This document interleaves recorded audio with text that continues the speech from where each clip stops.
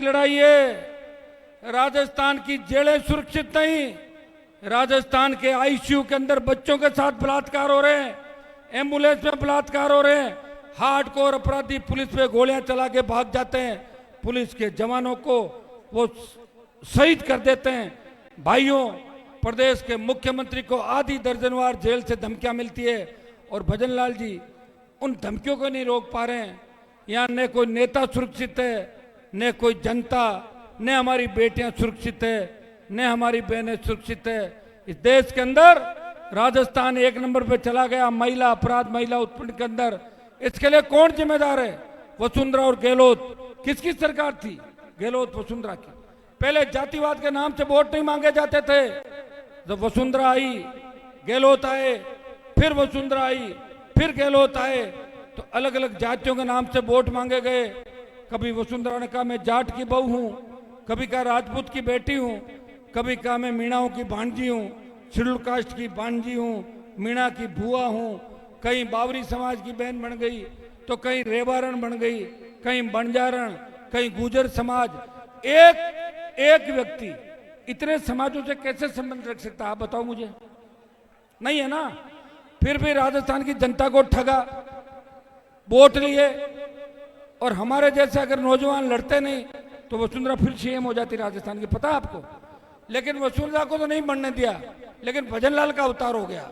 ये भी गलत हुआ राजस्थान के, अच्छा नहीं हुआ, क्योंकि उनको कुछ भी पता नहीं, उनको कुछ भी पता नहीं। उनसे तो 5वीं में पढ़ने वाला बच्चा भी होशियार है। और कई बच्चों को हम कह देते हैं तुम भजन लाल जैसे हो, तो कह रहा है कि मुझे कुछ भी कह दो लेकिन मेरी तुलना भजन लाल से मत करो। बच्चे भी नाराज हो जाते हैं। तो भाई, ऐसा मुख्यमंत्री इस राजस्थान को देखने को मिलेगा, मैंने तो कभी सपने में नहीं सोचा। और बीजेपी को उन तमाम नेताओं को राजनीति छोड़नी चाहिए जो पोस्टर पे बड़ी बड़ी फोटो लगा के अपने आप को सीएम का दावेदार कह रहे थे। कहां गए वो सीएम के दावेदार?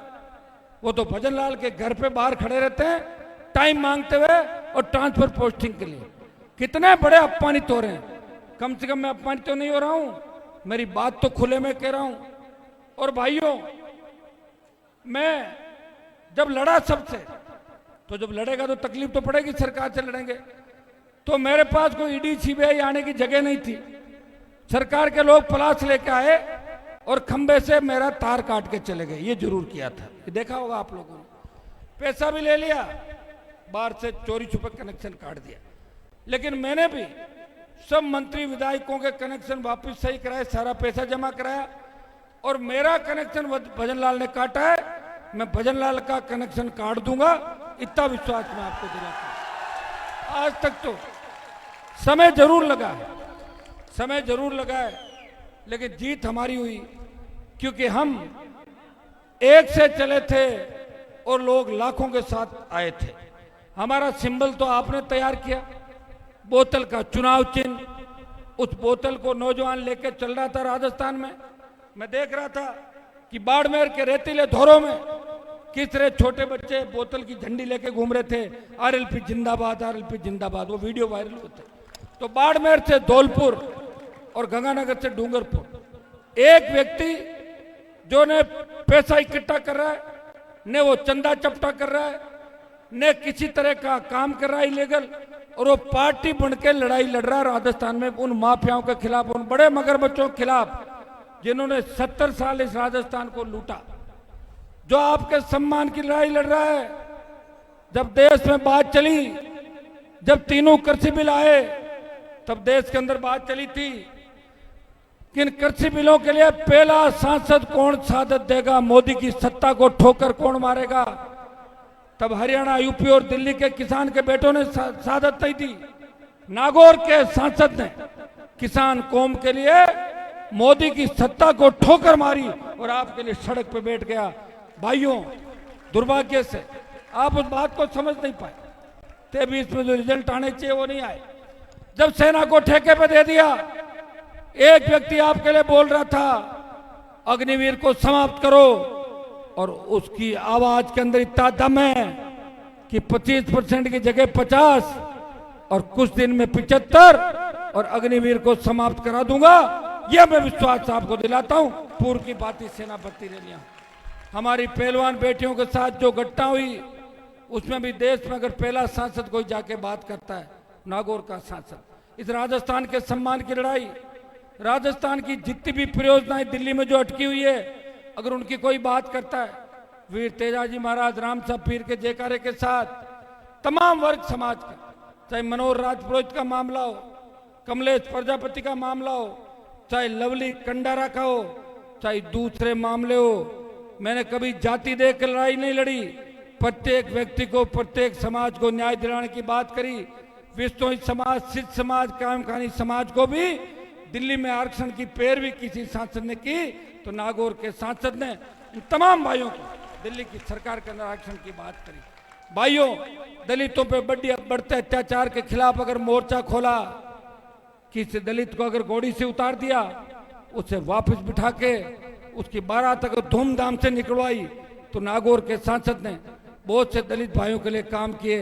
वो सारी बातें मैं ऐसे ही नहीं कह रहा हूं, हर बात अब अच्छी तरीके से जानते।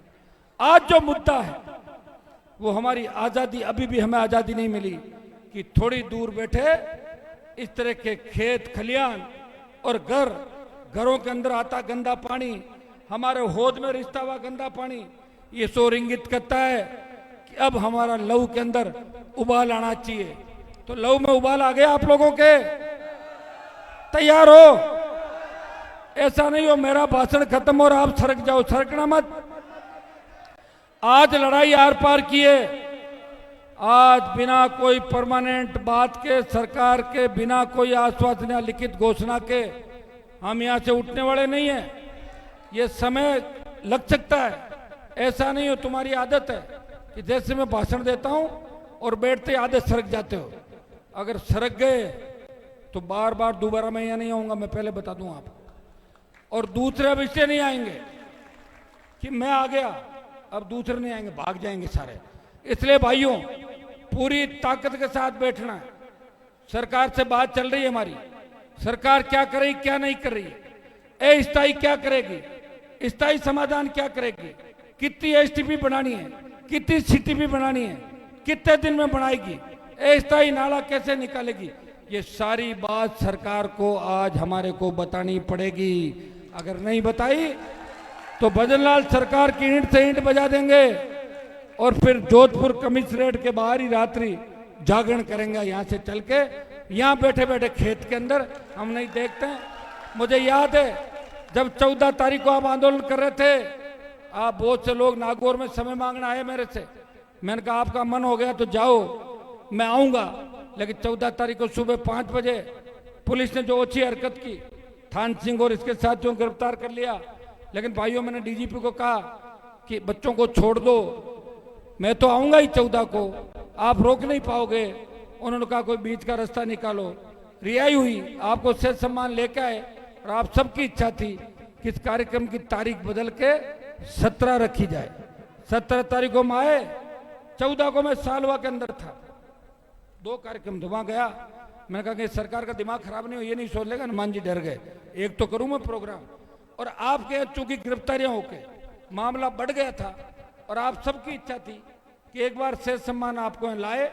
सब लोग कह रहे थे कि 17 को 2 दिन का समय मिल जाएगा, तैयारी अच्छी करेंगे। लेकिन 17 को जो आपने बताया वो ऐतिहासिक रिकॉर्ड आज 17 को तैयारी के बाद मिला। 14 को इतनी भीड़ नहीं होती, मुझे पता 2 दिन कार्यक्रम करने के अंदर लग जाते हैं। और मैं आपको बधाई देता हूं थान सिंह को विशेष रूप से, आरएलपी की टीम को, कि इन्होंने लंबे समय से 1 साल से आंदोलन कर रहे हैं। मैंने भी जोजरी का मामला लोकसभा के अंदर उठाया एक बार, और भी उठाऊंगा, मेरी तो ड्यूटी है। मेरे को तो जिस इलाके में बोर्ड नहीं थे वो भी बोलता हूँ, ये तो मेरा इलाका आरएलपी का गढ़ है, बाड़मेर का इलाका। तो निश्चित रूप से मैं आपको विश्वास दिलाता हूँ कि फैक्ट्रियों का जो औद्योगिक इकाइयों का दूषित पानी से होते हुए खराबे का आकलन कर विशेष पैकेज जो आपकी मांग है इसको पूरा कराएंगे। राजस्थान उच्च न्यायालय ने बोला कि गंदा पानी जोजरी नदी में नहीं डाले। उच्च न्यायालय का आदेश की धज्जियां उठ गई, कंटेम्प्ट बनता है, वो भी हम प्रयास करेंगे। अभी हमारा प्रयास ही रहेगा। मैं भाषण सुन रहा था गजेंद्र सिंह जी के, जोगाराम पटेल के, वो कह रहे थे या नाव चला देंगे, जहाज चला देंगे, ऐसे भाषण आ रहे थे उनको। अरे कब चला दोगे? 14 से तो आप हो गजेंद्र सिंह जी, जोगाराम भी 2-3 बार मंत्री बन गया। बता दो भाई 100 साल बाद, 200 साल बाद, 3 बता तो दो एक कोई, ताकि उस हिसाब से लोग सोचे। यहाँ बड़ी बड़ी बातें करेंगे, भाषण देंगे, आपसे वोट ले लेंगे, खुद के घर का विकास जरूर करेंगे, आपका विकास कोई नहीं करेगा। उनको पता है कि वोट आप अपने आप दे दोगे धर्म के नाम पे, जाति के नाम पे और दूसरे दम पे। तो भाइयों, जब तक खुद के अधिकार के लड़ना नहीं, ये अधिकार भी बाबा साहब ने दिया आपको। उसमें बात चली थी जब देश आजाद हुआ, बात चली वोट कौन देगा। तो बहुत से लोगों ने कहा कि पढ़े लिखे लोग वोट देंगे, ये जो उद्यमी है पैसे वाले वो वोट देंगे, या उस समय जो अंग्रेजों के नजदीक लोग थे या कोई राजघराने थे वही वोट का अधिकार रखेंगे, या उनके द्वारा नॉमिनी रखेंगे। तब बाबा साहब ने कहा कि लंबी गुलामी के बाद देश आजाद हुआ है, प्रत्येक अनपढ़ व्यक्ति को वोट का अधिकार होना चाहिए। इसलिए आपकी इज्जत हो गई सबकी। अगर उस समय वोट कट जाता तो उसी तरह अंग्रेजों ने जिस तरह राज किया, उसी तरह 70 साल नेता इस देश पे राज करते।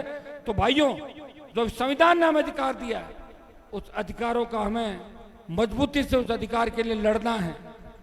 कानून हाथ में नहीं लेना, लेकिन कानून की रखवाली करने वाला अगर झूठी आंख दिखाए, उसे आंख नीचे कराने भी आनी चाहिए, नीचे कर उंगली और आंख, ऐसे नहीं चलेगा। ये ताकत आप लोगों के अंदर है।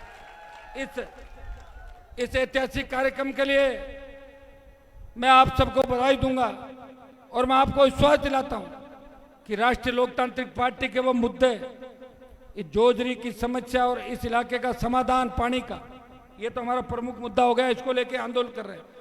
लेकिन टोल मुक्त राजस्थान, फ्री बिजली, सशक्त लोकायुक्त, रोजगार और ये जितने भी पेपर लीक हुए राजस्थान में, इन सारे माफियाओं की, नेताओं की धरपकड़ और इनको सलाखों के पीछे डलवाना, ये मेरा काम है। आप मुझे आशीर्वाद देना, समय समय पर जब याद करूं आप इकट्ठा हो जाना। मैं विश्वास दिलाता हूं आपको अपने सपनों का राजस्थान आपके हाथ में दे दूंगा। किसी बहन बेटी अबला की कोई चीख पुकार राजस्थान में नहीं होगी।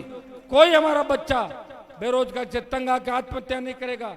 कोई हमारा बच्चा ये नहीं कहेगा कि नशे का कारोबार वहां हो रहा है, मैंने वहां से पुड़िया खरीद ली। ये नशा इस राजस्थान के लिए अभिशाप है। नशे को बंद कर देंगे, नहीं तो हमारी आने वाली पीढ़ियां हमें माफ नहीं करेगी और आने वाली पीढ़ियां खत्म हो जाएगी। प्रत्येक नौजवान से कहना चाहूंगा कि जिन्होंने नशा कर लिया वो अब नहीं करें, और जिन्होंने नहीं किया वो चालू नहीं करें और नशे के कारोबारियों का साथ नहीं दे। ये संदेश मैं मेरे छोटे भाइयों को देना चाहता हूं। हमारे लोग, किसान के बच्चे भोले होते, शॉर्टकट ढूंढते कि रातों रात करोड़पति कैसे बने। एक ट्रक लेके आ जाओ, एक पिकअप भर के ले आओ, डोडा पोस्ट, इस तरह आजकल नए नए सिंथेटिक नशे आ गए। एमडी आपका, इसमें एक चरस किस तरह बर्बाद हो, जो पकड़ा जाता है उसकी बहन, पत्नी, बच्चे जेल के चक्कर लगाते। राखी पे फोटो देखी होगी, कितने राखी बांधने जेलों के अंदर बच्चियां गई थी। भाइयों, हम बोले हैं नशे का कारोबार करके 2% लोग बड़े हो सकते हैं, लेकिन 98% लोग बर्बाद होते हैं। इस चीज का ध्यान आपको रखना है। मैं आपको विश्वास दिलाता हूं कि मैं आपके लिए लड़ूंगा, आपको सत्ता के शिखर पे लेके जाऊंगा। रोने से राज नहीं देते, राज छीनने पड़ते हैं, और राज छीनने के लिए हनुमान बेनीवाल इन नौजवानों के साथ, किसानों के साथ, दलितों के साथ, सर्व समाज के साथ आधी रात को भी तैयार है। 25 साल मुझे लड़ते लड़ते हो गए और 3 साल का मैंने और कह रखा 28 तक। 28 में अगर आपने मेरा साथ दिया और सब कुछ ठीक ठाक रहा तो नए राजस्थान की तस्वीर आपके सामने होगी। राजस्थान की तकदीर भी बदलेगी, राजस्थान की तस्वीर बदलेगी। कोई भूखा नहीं सोएगा, किसान का सम्मान होगा, जवान का सम्मान होगा। हमारी बहन बेटियां रात को 12 बजे भी अगर बालोतरा, बाड़मेर, जोधपुर कस्बे में निकलेगी, उनको ऐसा महसूस होगा कि मैं मेरे घर के आंगन के अंदर घूम रही हूँ, वो सुरक्षित महसूस करेगी। हमारे बच्चे सुरक्षित महसूस करेंगे। यहाँ हर जगह अमन चैन होगा, शांति होगी। इतना विश्वास मैं आपको दिलाता हूँ। आप सबको, आरएलपी की टीम को, थान सिंह को, सबको, बाड़मेर बालोतरा की पूरी टीम को बधाई कि ऐतिहासिक कार्यक्रम आपने कराया। अब आप लोग उठोगे नहीं, हिलोगे नहीं। हम लोग बातचीत कर रहे, अगर हमारी मन माफिक बात हुई ठीक है, नहीं तो फिर जोधपुर की ओर 1 घंटे के अंदर अंदर हम कूच करेंगे। सारे लोग अपने गाड़ियों के नजदीक रहना, सरकार की ईंट से ईंट बजा देंगे, ये मैं विश्वास आपको दिलाता हूं। बहुत बहुत धन्यवाद। जय।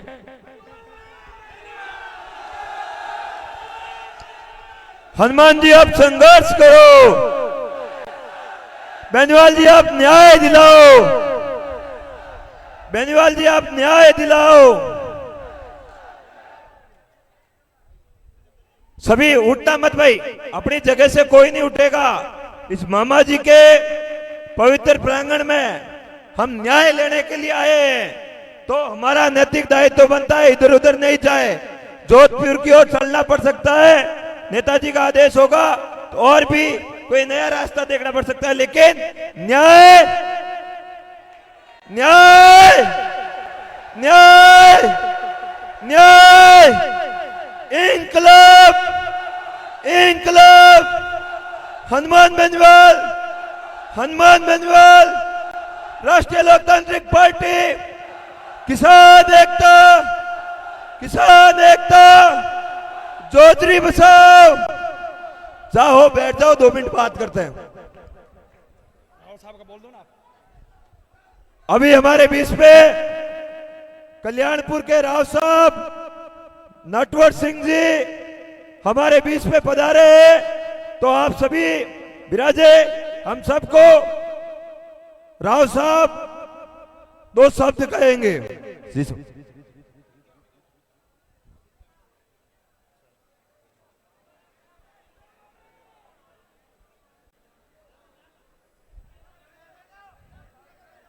परम आदरणीय हनुमान जी, बेनीवाल साहब और थान सिंह जी के कहने पे यहाँ पधारे और अपन जनता के बीच में जो टाइम दिया उसके लिए बहुत बहुत धन्यवाद, और अपन सब जनता की तरफ से आपका आभार प्रकट करते हैं। ये समस्या जो अपन पानी की है, पिछले 15 साल से अपन जूझ रहे हैं, जिसमें कभी कांग्रेस की सरकार आई, कभी बीजेपी की सरकार आई, और इस समस्या का कभी समाधान नहीं हुआ।